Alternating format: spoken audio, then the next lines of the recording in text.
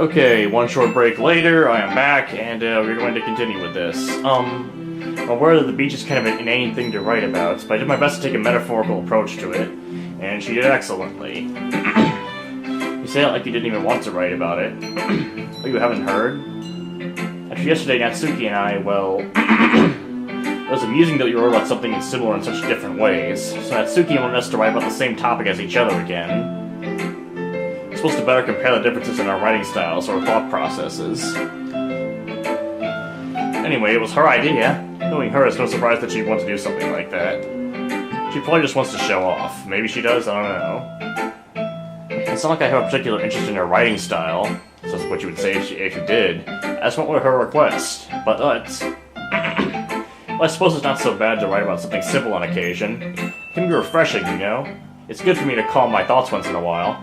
Yeah, I think I agree. Thanks for sharing. And then we got Natsuki and Monika. Let's try to talk to Monika here and see what she has to say.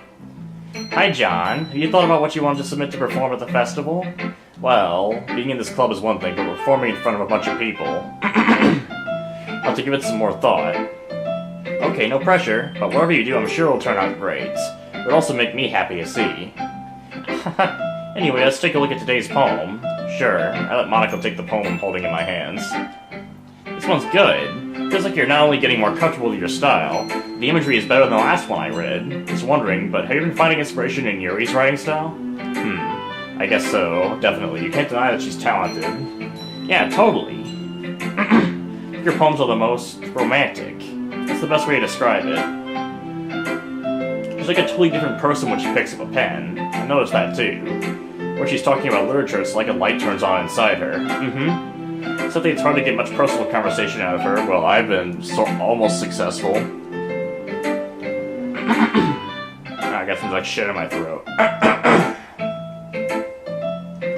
Okay, hopefully it should be fine. Trust me, I've tried. Who knows what goes on in that head of hers? I don't know, but clearly you didn't try hard enough. I hope you don't mean that in a bad way. No, of course not. That's mean that I wish she didn't keep so much to herself. But still, defending her like that, you must be pretty into her. Eh? You completely misunderstood. Calm down, I'm kidding. Besides, I'm pretty sure she's already got a boyfriend. Wait, really? Yeah, a fictional one anyway. Monika kind of whispers that last part to me. She has a husbando? Okay. It's just a hunch, but, well, there's not really anything wrong with that. Oh, well, I know. I was just saying. Anyway, I'll share my poem with you now, alright?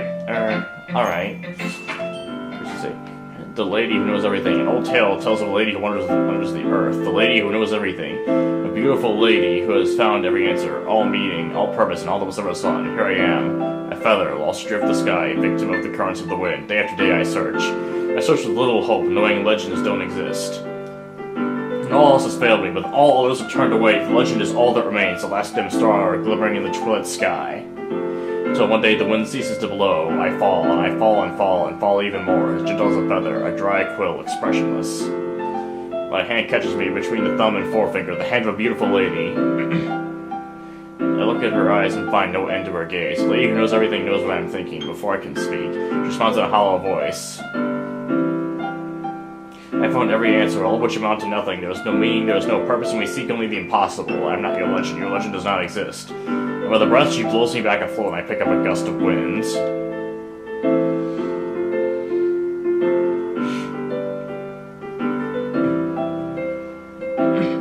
Okay, so the lady who knows everything is really, really depressed. She's probably like... So yeah, I guess that's what happens when you listen to too many the Linkin Park and My Chemical Romance songs. You turn into an emo, and it's incurable. You know, I feel like I'm learning and looking for answers. I feel like learning and looking for answers are the sort of things that give life meaning. Not to get too philosophical or anything, but it was kind of on my mind, so that's what I wrote about. I see. Never really put much thought into it. In a way, it's almost paradoxical, because if we had all the answers, wouldn't the world start to lose its meaning? You know, there's one thing I noticed. It seems like everyone in the club prefers writing about things that are more sad than happy.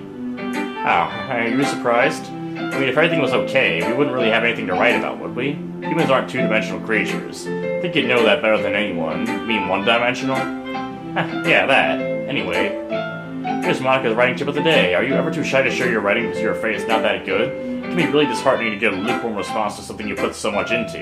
If you find other people who enjoy writing, then sharing becomes a lot easier, because instead of just telling you that your writing is good or okay or bad, I want to focus more on everything that went into it and the things you can work on. Isn't that why I joined this whole literature club? Or if it's part of it, at least. It's much more encouraging that way, and it will make you want to continue improving. It's almost like having your own little literature club, don't you think? That's my advice for today. Thanks for listening! Her advice isn't always useful, but it's cool that she tries to give me advice here. And then we have Natsuki, the last person that I'm going to talk to. This one's alright. Alright. Well, yeah, about as good as yesterday's anyway. I see what you're going for, but it's just not really my style. I mean, that's fine. I'm mostly just glad that you're trying a little bit. Well, of course I'm at least trying. Why are you so emotionally invested in my poems anyway? Isn't that more of a compliment to me? Eh? No, gross. It's not like I care. Just that one of us in this club has to make sure you're not slacking off. Really?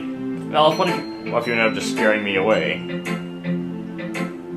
That's, it's not like you would actually do that.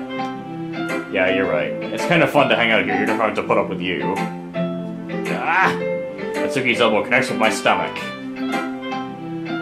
Oh, maybe I won't mind scaring you away after all. I was just joking. Oh, I know. Don't worry, I was too. That elbow was not a joke. How the hell do you call that a joke? That seriously hurts. Well, maybe it was funny to her. Guess that's kind of the point. I should really just watch my mouth around Natsuki. Anyway, Natsuki holds her poem out to me like nothing even happens. I'll be your beach. You know what else starts with a B that you can be? I think you can put that one together in your own head. I'll be your beach. Your mind is so full of troubles and fears that diminished your wonder over the years. Today I have a special place, a beach for us to go. A shore reaching beyond your sight, a sea that sparkles with brilliant light. The walls in your mind will melt away before the sunny glow. I'll be the beach that washes your worries away. I'll be the beach that makes you daydream about each day. I'll be the beach that makes your heart leap in a way you thought left you long ago. Let's bury your heavy thoughts in a pile of sand, bathe in sunbeams and hold my hand. Wash your insecurities in the salty sea and let me see you shine. Let's leave your memories in a footprint trail, set you free in my windy sail, and remember the reasons you're wonderful when you press your lips to mine. I'll be the beach that washes your worries away. I'll be the beach that makes you daydream about each day. I'll be the beach that makes your heart leap in a way you thought about you long ago. And I guess that's the chorus of this. But if you let me by your side, your own beach, your own escape, you'll learn to love yourself again. I guess every person's a beach, in some way. Every person's a bitch in some way, too, but we're not gonna write about that, I guess. Yeah, I felt like I kept writing about negative things, so I wanted to write something with a nice message for once. Besides, the beach is awesome. Kinda hard to write anything negative about the beach. Well, Yuri was sort of able to, but still, it was still more positive than the other stuff that she'd written. Well, Yuri's take on it was a little more solemn. Well, that's... Geez, she better not have said anything bad about mine. After all, she was the one who wanted us to write about the same topic. You can really see her doing that, too. Making us write about a simple topic, then trying to impress me by coming up with something all fancy. Well, it's not like I care. Yeah, you totally don't care. That's why you spent all this time talking about it. As did it anyway. I mean, I guess mine ended up being kind of metaphorical, too. There's nothing wrong with doing that once in a while. It's what the very least to is good practice. Okay, you three, we're all done sharing poems, right? Why don't we start figuring out... Hold on a second. Is it just me, or did you say something strange just now? You three, yes.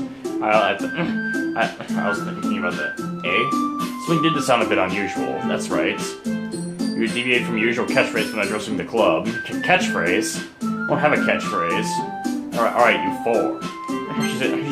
She said you three instead of you four, so... Jeez, why is the mood so weird today? Look, even Yuri isn't immune to it. Ooh. Stagnating air is common foreshadowing that something terrible is about to happen. In your books, maybe. Okay, give me a second.